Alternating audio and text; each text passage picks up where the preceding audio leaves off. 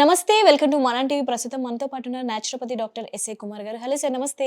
నమస్తే సార్, నీ పెయిన్స్ గురించి మాట్లాడుకుందాం. Yes. నీ పెయిన్స్ లో కూడా జనరల్ గా ఈ మధ్య కాలంలో 3 రకాల నీ పెయిన్స్ చూస్తున్నాం. ఇప్పుడు స్టార్ట్ అవుతున్నాయి కొంతమందికి.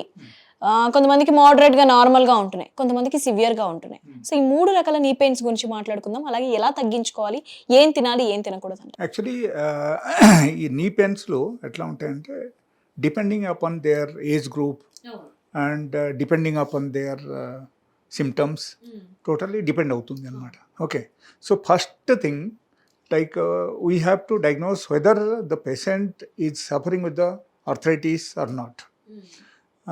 లేకపోతే వాళ్ళకు సిమ్టమ్స్ బట్టి వేరే ఏమైనా ప్రాబ్లమ్స్ ఉన్నాయా.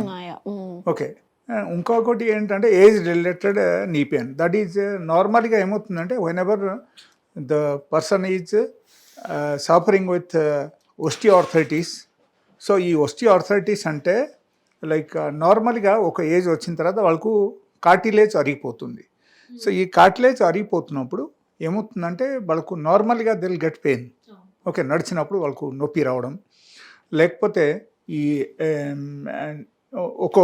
ఈ 2 బొక్కలు ఎట్లా ఉంటాయి కదా మనకు, అప్పుడు ఒకటి తగిలినప్పుడు టచ్ అయినప్పుడు ఏమవుతుందంటే అక్కడ కట్లేజ్ అరిగిపోతే అక్కడ డ్రైనెస్ వచ్చేసి దానివల్ల వాళ్ళకు పెయిన్ వస్తాయి.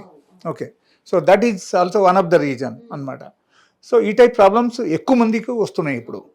అండ్ ఈ ప్రాబ్లమ్స్లో అక్కడ జరుగుతుంది ఏంటి exactly, suppose let us say we are going to a doctor, orthopaedic surgeon.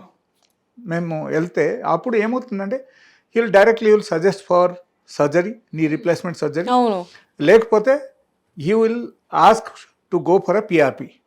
Okay, PRP గురించి కూడా చెప్పొచ్చు. Next option that is even 2 మీరు చేసినా సరే కూడా మీకు 100% no guarantee for like whether they can tell you like మాకు ఓకే 10 yearsలో మీకు పూర్తిగా తగ్గిపోతుంది, లేకపోతే మీకు ఇంకో తర్వాత మీకు నొప్పి రాదు, nothing like that.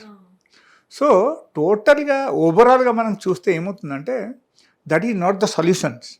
Okay, solution is something like whenever we are living in a nature and we are taking all sort of natural food, దాని ద్వారా మన శరీరంకు 100 to 100% సొల్యూషన్ రావాలి. సో ఆ విధానం మనం మెయింటైన్ చేయాలి. That is my opinion. So cartilage అరిగిపోయిందంటే కార్టిలేజ్ మనకు డెవలప్ చేయడానికి there are certain medication also is there in my clinic. Apart from that ఇంకో కొన్ని ఏమవుతుందంటే లైక్ సపోజ్ ఒకరికి కొలాజన్ లెవెల్ తగ్గిపోయింది, ఈవెన్ దానివల్ల కూడా వాళ్ళకి వస్తుంది. So depending upon the patients only. అయితే ఇప్పుడే జనరల్ గా ఫస్ట్ స్టేజ్ నుంచి ఇప్పుడు స్టార్ట్ అవుతున్న వాళ్ళైతే ఎలాంటి జాగ్రత్తలు తీసుకోవాలి అంటారు, ఎక్కువ అవ్వకుండా?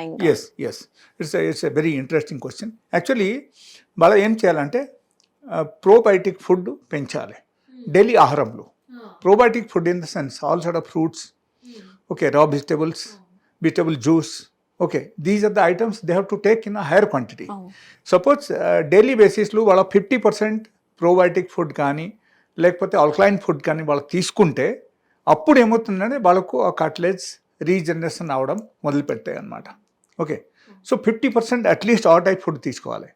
The second thing like there is a small remedy, I will tell you that. ఆ రెమెడీ వాళ్ళ డైలీ బేసిస్లో వాళ్ళు పాటించారంటే ఈవెన్ దానివల్ల కూడా వాళ్ళకు కార్టిలేజ్ పెరగడం మొదలు పెడతాయి.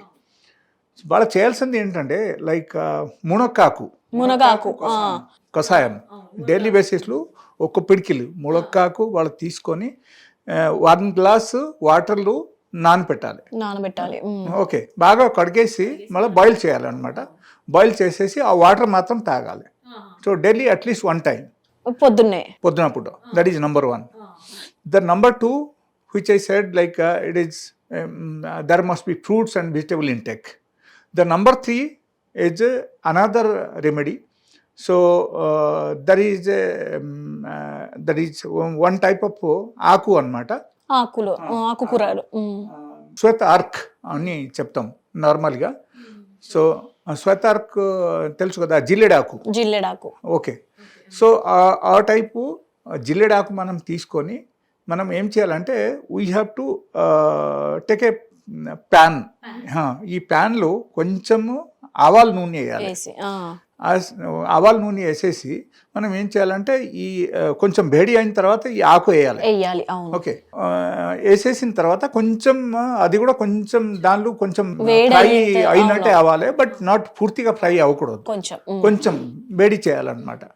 ఒక 2 minutes వేడి చేసేసిన తర్వాత మనం ఏం చేయాలని తీసేయాలి. దింపేసి ఆ ఆకు మాత్రం మనం తీసుకొని ఇన్ కేస్ ఈ నీ జాయింట్లు మనం రిప్లేస్ చేసి ఒక క్లాత్ కట్టేయాలి. ఓకేనా? సో అప్పుడు ఎక్కువ వేడి ఉండకుంటే మనం చూసుకోవాలి అనమాట. ఓకే, సో ఇది చేస్తే కూడా వాళ్ళకు ఇమీడియట్ రిలీఫ్ రావడం మొదలు పెడతాయి. Okay, so that is the first point. In case emergency రెమెడీగా మనం వాడాలంటే ఆ టైప్ తీసుకోవచ్చు.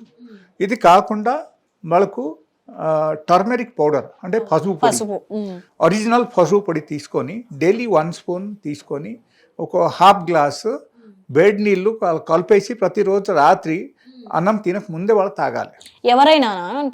ఎవరైనా తాగొచ్చు, బట్ స్పెషల్లీ జాయింట్ పెయిన్ ఉన్న వాళ్ళకి ఇది that is also one of the best medicine. ఇప్పుడు స్టార్ట్ అవుతున్న వాళ్ళైనా, ఎక్కువ పెయిన్స్ ఉన్న వాళ్ళు కూడా ఇది ఫాలో అవ్వచ్చు అంటారా? ఎక్కువ పెయిన్ ఉన్న వాళ్ళు కూడా పసుపు వాటర్ వాళ్ళు తాగొచ్చు. ఓకే, ఈవెన్ మునక్కాకు రసం కూడా this are all natural remedies. Side effects ఏముండవు, ఓన్లీ ప్లస్ పాయింట్ ఉంది కాబట్టి వాళ్ళు తీసుకోవచ్చు.